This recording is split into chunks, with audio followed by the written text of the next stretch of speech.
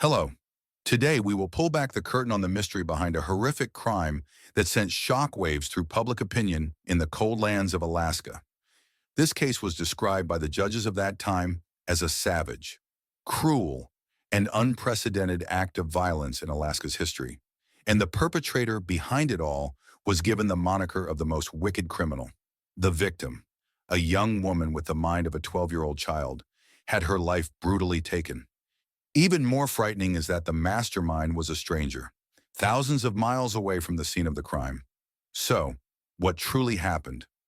Let's travel back in time to 2019 to the city of Anchorage, Alaska, to uncover the truth hidden behind this tragedy.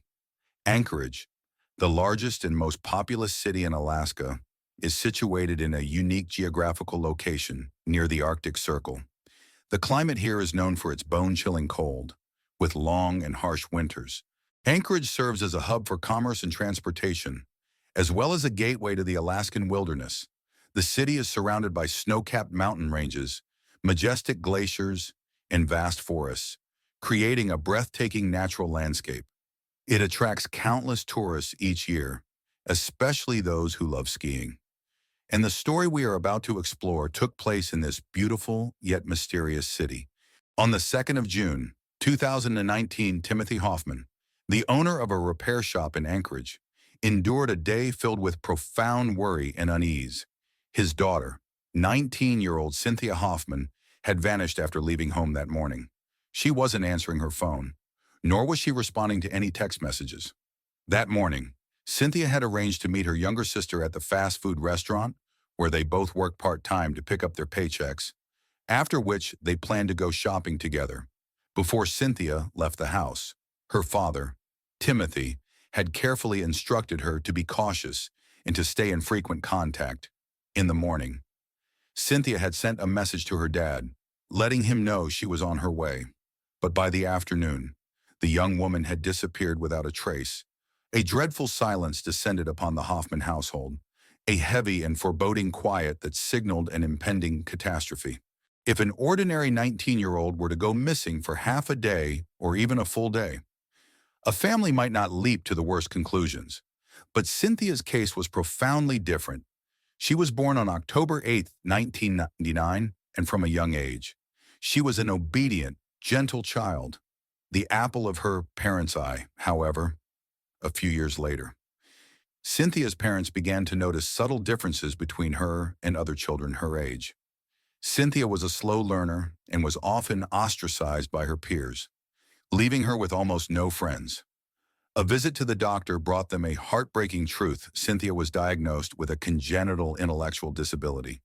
The news struck the family like a bolt of lightning, leaving them devastated. But fortunately, Cynthia was a resilient young woman who refused to let her parents down. She was cheerful and optimistic, and despite her learning difficulties, she always gave her all. Successfully graduating from high school in 2018, what brought Cynthia's parents the greatest peace of mind was that she had found a best friend at school, an 18-year-old named Angela. Angela was a girl with a strong personality, seen as a leader among her peers. Cynthia looked up to Angela with great admiration, and the two were inseparable, like a shadow and its object. Angela treated Cynthia with immense kindness, not only taking her out and including her in school activities, but also frequently visiting the Hoffman home. Cynthia would often boast to her father that Angela was her very best friend in the world. With Angela in her life, Cynthia's world was no longer a lonely one. After graduating from high school, Cynthia did not pursue higher education, but instead took a part-time job at a fast food restaurant. In her free time, she would often hang out with Angela or help her father with his work. Cynthia was capable of not only measuring the dimensions of houses, but could even participate in tasks like pouring concrete. She had also just recently obtained her driver's license. Cynthia's sister recalled that after they received their paychecks that day, her older sister suddenly decided she was going off on her own and would not be coming home with her, despite being 19 years old. Cynthia possessed the intellectual capacity of a 12-year-old child in day-to-day life. However, few would have recognized that she had a disability. Mr. Hoffman was incredibly proud and happy with his daughter's growth, But at the same time, a constant, nagging worry for her safety never left him.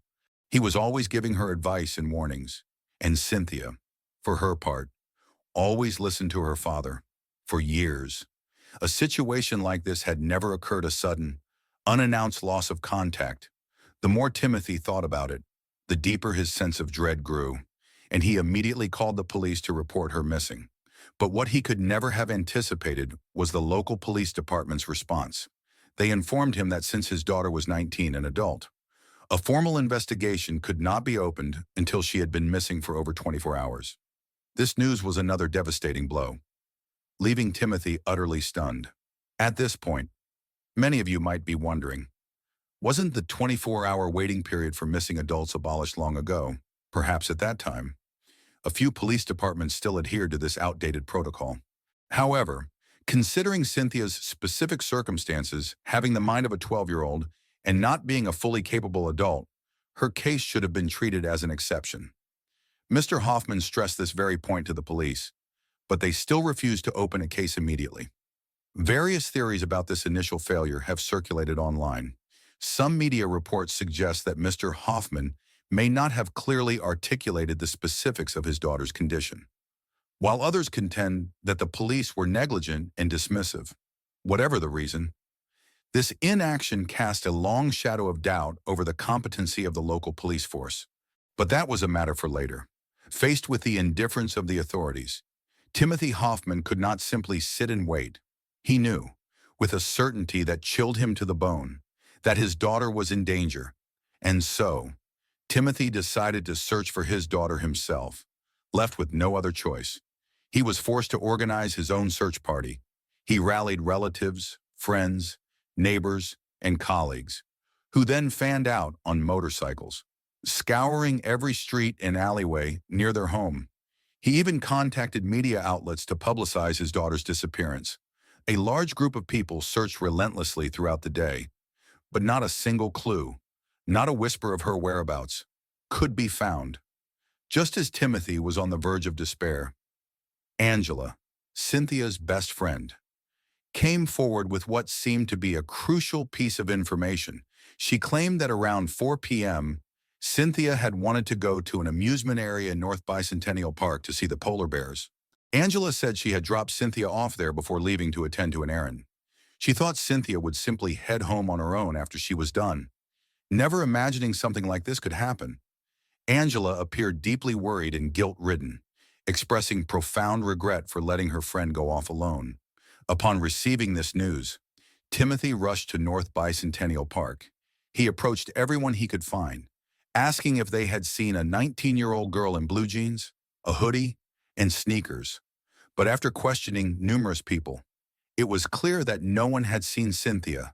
Exhausted and consumed by a gnawing anxiety, Timothy had no choice but to return home and wait for any word from the police. Time ticked by, each minute an eternity, each second a torment. After 24 agonizingly long hours, the police finally officially began their investigation. They started by speaking with Angela, as she was the last person known to have seen Cynthia. After questioning her, the police uncovered a startling fact. The girl had been using a fake name. Her real name wasn't Angela. It was Denali Bramer. Why would Bramer use a false identity to befriend Cynthia? This immediately raised red flags for the investigators, who began to delve deeper into this young woman's life. Though only 18, Bramer had a deeply troubled and complex past. Her true self was a world away from the kind loyal friend Cynthia had known. Bramer was the third of 5 children. After her parents divorced, her mother began a new relationship. This new boyfriend was an abusive man who frequently subjected the children to violence, in an act of unspeakable horror. He ended the life of Bramer's 2-month-old baby sister right in front of her. It is nearly impossible to imagine the terror that Bramer, just a child herself, must have endured.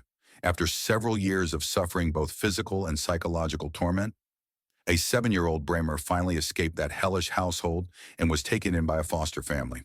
However, the ghosts of her childhood clung to her like an indelible scar upon her psyche, a wound that would never fully heal. Bramer began associating with troubled youths, and fell into a pattern of substance abuse. At 17, she was carrying a firearm and was involved in sex work. At 18, she was the victim of an assault and gave birth to a baby girl, just weeks after her child was born. Bramer returned to her previous life. It was clear she was a young woman plagued by profound issues. As the investigation uncovered these details, the police grew increasingly concerned. The thought of Cynthia, an innocent girl with an underdeveloped mind, being close friends with someone like Bramer was deeply alarming. It seemed highly probable that the disappearance was connected to Bramer. However, before they could investigate further, another shocking development occurred the very next evening. Bramer's foster mother contacted the Anchorage police. She reported that on the evening of June 2nd, while Bramer was at home talking with a young man named Caden, she overheard Bramer say that she had taken Cynthia's life with a gun and had then disposed of her remains in the water. This information stunned the police. They had anticipated a long, drawn-out investigation, never expecting to identify a prime suspect so quickly. The police immediately brought both Bramer and Caden to the station for questioning. Based on past experience, the investigators expected the suspects to deny everything. But to their surprise, Bramer did not hesitate. She immediately confessed to the police on June 2nd. Caden, Cynthia, and I decided to go hiking and explore a valley north of Anchorage. We were also using some controlled substances. At the time, we were in a black car, which we parked near Thunderbird Falls. Thunderbird Falls is a waterfall approximately 61 meters high, surrounded by a dense birch forest, a beautiful and scenic spot popular with tourists and locals for exploration. Caden suddenly suggested we play a risky game, she continued, where we would bind each other with duct tape and take pictures to post online. Cynthia agreed, so we walked into the woods and stopped by a small stream. Caden and I used duct tape to bind Cynthia's hands and feet and cover her mouth. However, shortly after, she began to struggle violently, becoming more and more agitated. We removed the tape from her hands and mouth. The first thing Cynthia said was, "I'm going to call the police. I'm going to tell them you kidnapped me." Hearing this, Caden became very angry. He didn't want the police to know about the substance use, thinking we were just playing a game. But Cynthia insisted on calling them. The more Caden thought about it, the angrier he got, and he finally lost control, saying he was going to end her life. I happened to have a handgun with me. Caden grabbed the gun, and a fatal shot was fired at the back of Cynthia's head. Then he put her remains in the water. It all happened so fast. I couldn't stop it. I was so scared afterward. Caden kept threatening me, telling me not to say anything, so I didn't dare. In her statement, Bramer painted herself as a pitiful, coerced victim, forced to cooperate under threat from Caden. But could this testimony be trusted? Could a young woman with such a dark past truly be just a victim of circumstance in cases involving multiple parties? Suspects often try to shift blame. Therefore, Bramer's one-sided account was far from convincing. The police decided to hear Caden's side of the story. Unexpectedly, Caden offered no resistance and calmly admitted to everything. He stated that he had lost control and discharged the weapon after Cynthia tried to record what was happening as they drove away from the area. Caden claimed it was his idea for Bramer to invent the story about taking Cynthia to North Bicentennial Park. Afterward, the two of them deliberately went to the park to burn Cynthia's wallet, ID, and clothing. Caden specifically emphasized that he had forced Bramer to do all of it, insisting she was completely innocent, based on the suspect's statements. On June 4th, the police located Cynthia's remains in the small stream near Thunderbird Falls Park. There was a catastrophic injury to the back of her head, and her ankles were bound with duct tape, a scene that perfectly matched the accounts given by Bramer and Caden. This was enough to prove their involvement in her death. Police later recovered the weapon, a 9mm handgun that Bramer had illegally acquired earlier. At this point, the case had witnesses, physical evidence, and confessions from the suspects. It seemed ready to be closed and brought to trial. However, some astute investigators still had lingering doubts about the suspects' narratives. First, if they were just friends out for a hike, why would Bramer have brought a gun second? Bramer claimed to be terrified of Caden. If that were true, one would expect her to flee immediately after the incident. not accompany the perpetrator to dispose of evidence. Furthermore, during his interrogation, Caden had made it clear that he didn't want Bramer to go to prison, even saying, "Bramer is my angel. I'm willing to take all the blame for her, to do whatever it takes to protect her." These words made the police suspect that the truth of the case might not be so simple. The question of who the true architect of this crime was remained to be answered. In the subsequent investigation, police focused on analyzing the suspect's phones. Eventually, they uncovered crucial information on Bramer's iPhone. It turned out that it wasn't just Bramer and Caden involved in the crime. There were three others, a young man named Caleb and two minors.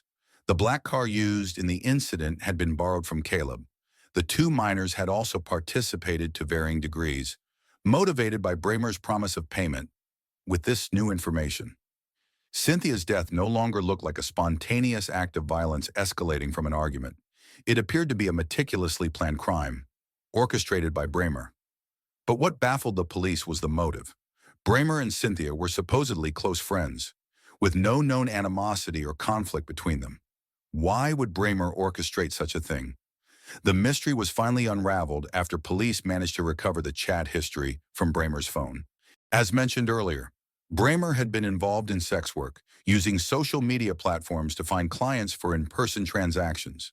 In Bramer's contact list was a suspicious individual saved under the nickname Treasure. Bramer claimed this person called himself Tyler, a millionaire from Kansas. Upon investigation, police discovered that the name Tyler was an alias, and he was no millionaire. He had used a fake identity to communicate with Bramer during the time of the crime. The man's real name was Darren Schillmiller, a 21-year-old living in New Salisbury, Indiana, over 3,000 miles from Anchorage. After graduating from North Harrison High School, he lived with his grandparents. Most of his former classmates had a positive impression of him, describing him as shy and polite. Though not a strong student, Darren was known to be friendly and helpful. However, one female student held a different view. She described Darren as a creep who had repeatedly asked her for bikini photos and harassed her online.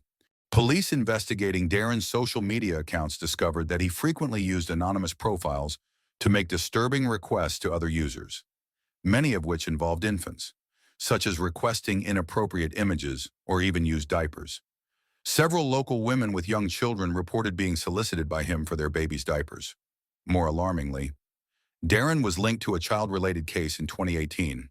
At that time, he had used his phone number to contact a woman in California, requesting explicit images of children. He was ultimately released due to insufficient evidence. So what was the secret connection between a deviant like Darren and Denali Bramer? Technicians restored the chat history between the two and uncovered a series of unconscionable dialogues. Initially, Darren was purchasing explicit child-related content from Bramer, but over time, his demands became increasingly depraved. 3 weeks before the crime, he proposed a horrifying transaction. He promised to pay Bramer $9 million if she would assault and kill a young girl, and then record the entire act to send to him. You heard that correctly, $9 million. And Bramer, without a moment's hesitation, agreed.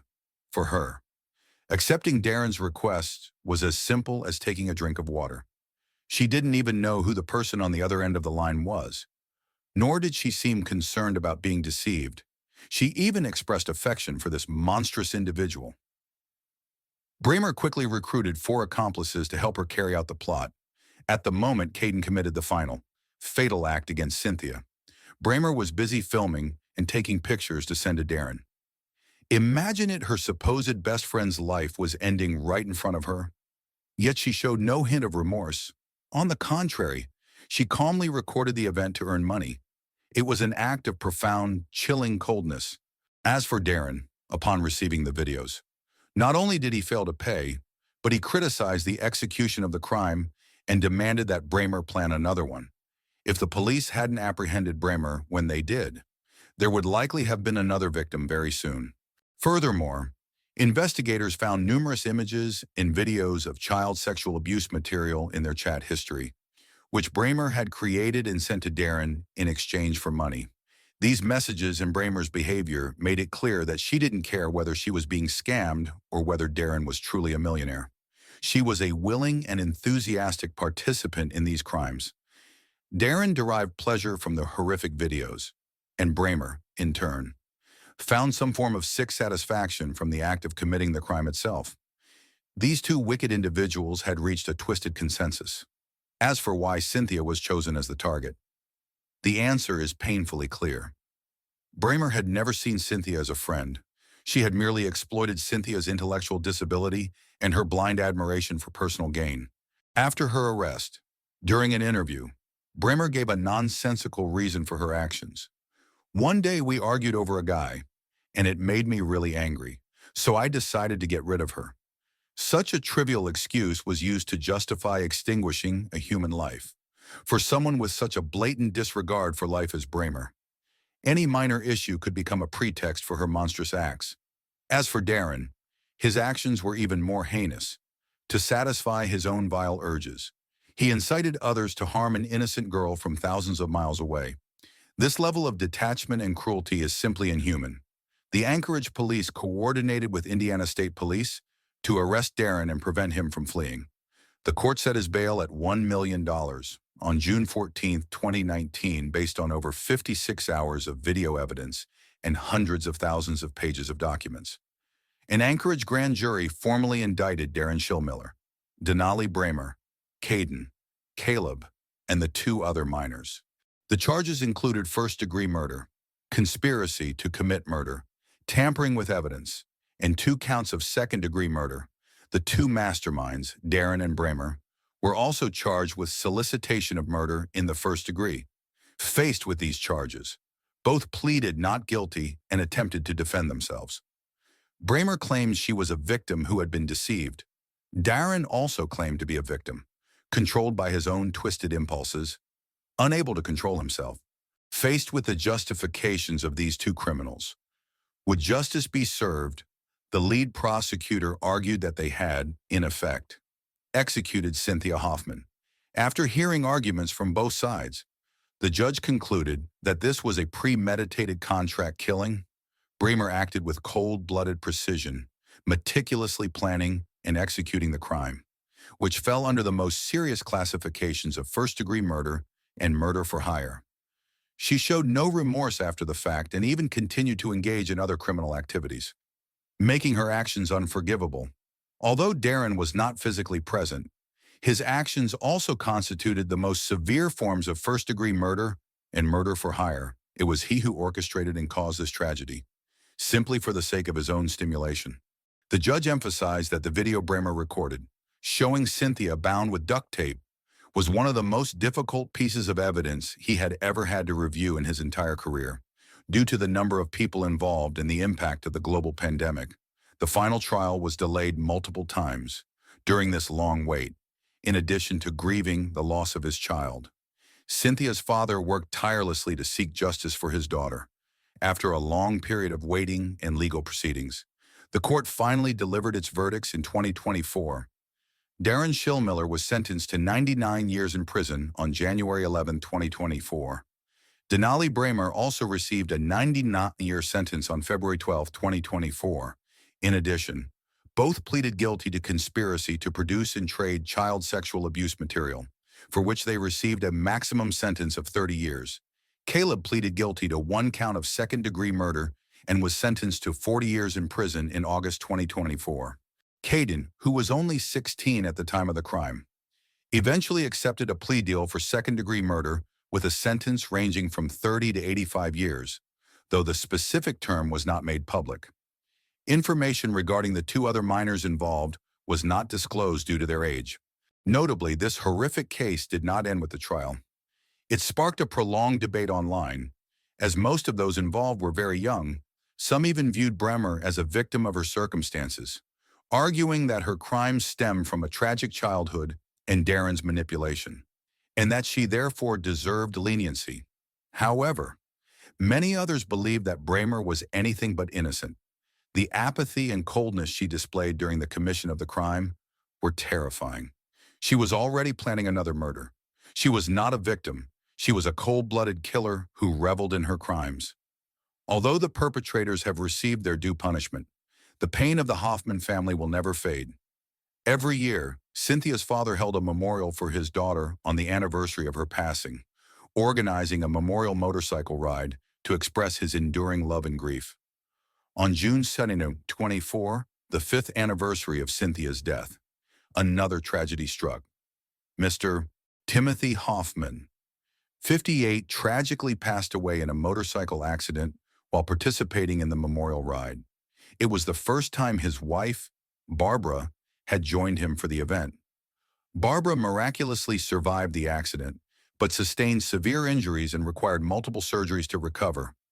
Since then, Donald Jr., Cynthia's brother, has taken on the responsibility of remembering his lost family members. He has stated that he will continue to hold the annual memorial motorcycle ride. Cynthia's story is a profound and painful lesson for us all. It reminds us of the importance of education, of care and compassion, and of building a safe environment for the vulnerable in our society. It is also a stark warning about the dark side of the internet and the necessity of equipping ourselves and our loved ones with the knowledge and skills to protect against hidden dangers. Let us always be vigilant, always ask questions, and never stop learning to recognize and avoid those with malicious intent. And above all, let us spread love and empathy to make this world a safer place for everyone, especially for those as vulnerable as Cynthia. What are your thoughts and feelings about this case? Please share them in the comments below. This is where today's story ends. Thank you for joining me, and I hope to see you again for the next one. Please don't forget to subscribe to the channel to catch our future cases. Goodbye.